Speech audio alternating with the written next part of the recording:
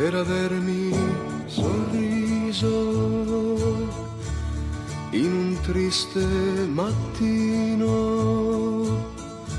e aver dato un colore alla vita. Ti amo per avermi guardato